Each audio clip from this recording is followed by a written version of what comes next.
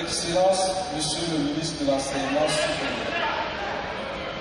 Excellence, Madame le ministre de la Recherche scientifique et de l'Innovation.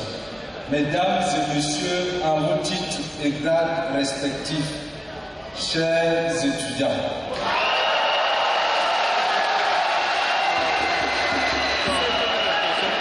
C'est pour moi un grand honneur de vous présenter en ce jour le tout premier guide des métiers et des compétences dans les domaines stratégiques de l'économie et du développement de l'Afrique centrale, élaboré par le ministère de l'Enseignement supérieur. Le document que nous présentons aujourd'hui tire sa source de la déclaration des chefs d'État de la CEMAC le 11 février 2005 à Libreville au Gabon. Ce jour-là, les 6 pays de la sous-région ont choisi l'option de créer un nouveau système universitaire appelé LMD-CEMAC à travers la construction d'un espace commun de l'enseignement supérieur, de la recherche et de la formation professionnelle. En application de cette volonté des chefs d'État,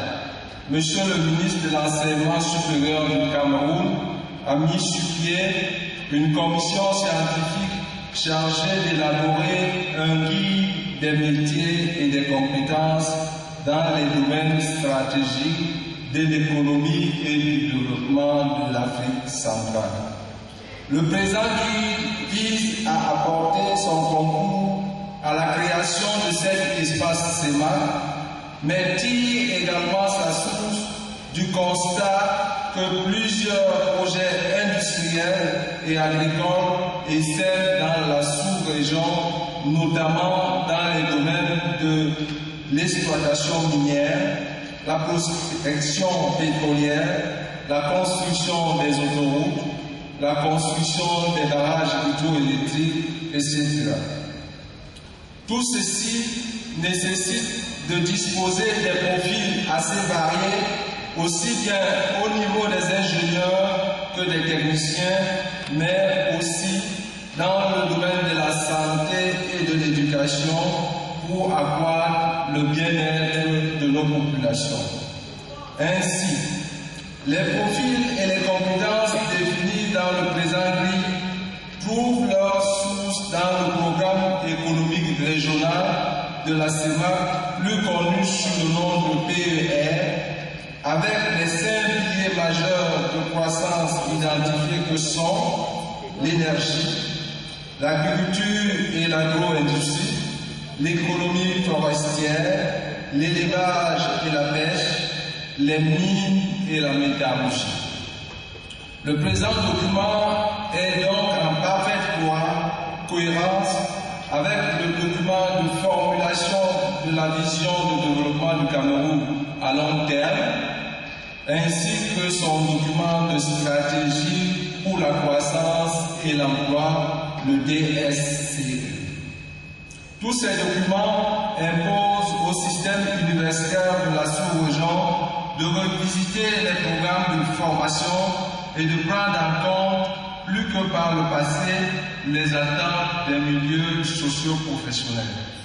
Conçu comme un outil d'aide à la modernisation des programmes de formation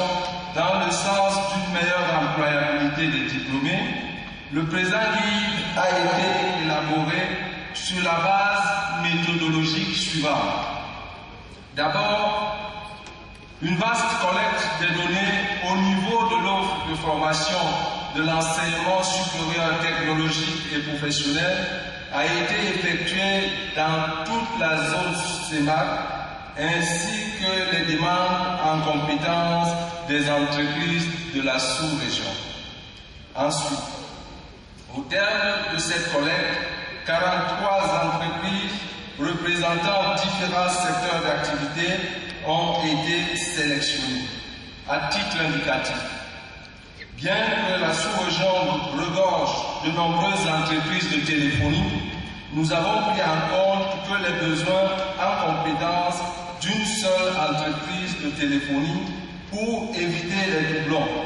et nous avons procédé de la même manière pour tous les secteurs. Ainsi, les 43 entreprises choisies nous ont fourni les données concernant 500 métiers,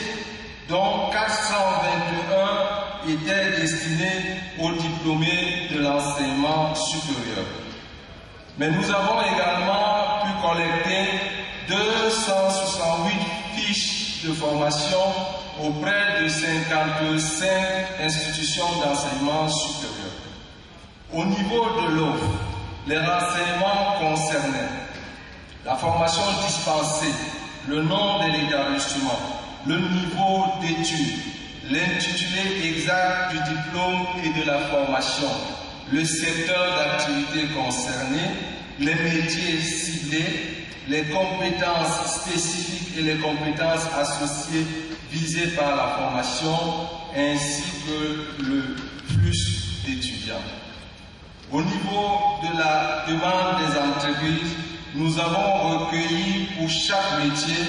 la raison sociale de l'entreprise, l'intitulé du métier, les indicateurs de performance,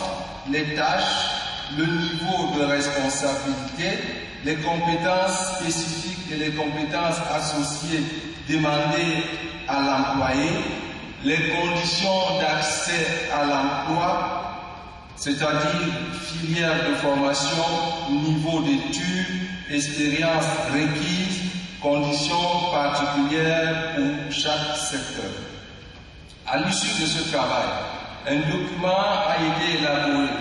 Il comportait la mise en regard des compétences attendues par les professionnels et celles offertes par les universités, ainsi qu'une fiche de synthèse remplie par les participants de l'atelier sous-régional organisé à cet effet.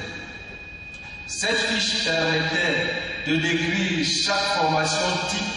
en compétences principales et compétences associées et de lister les besoins en formation initiale, continue et en recherche et développement. Enfin, un atelier sous-régional a été organisé à Douala du 7 au 11 juillet 2008 et a permis aux représentants de l'offre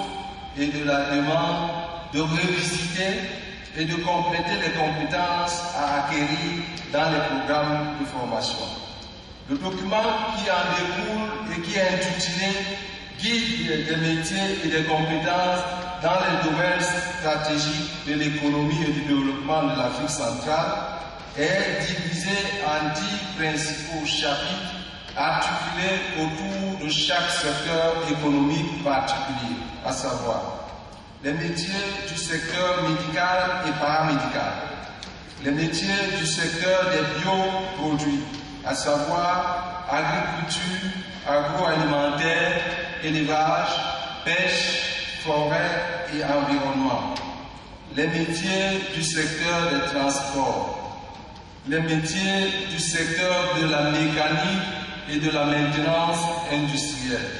les métiers du secteur des industries extractives, les métiers du secteur de l'énergie, les métiers du secteur de l'informatique et des télécommunications, les métiers du secteur de la chimie, de l'eau et de l'environnement,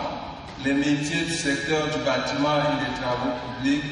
et enfin les métiers du secteur des services aux entreprises.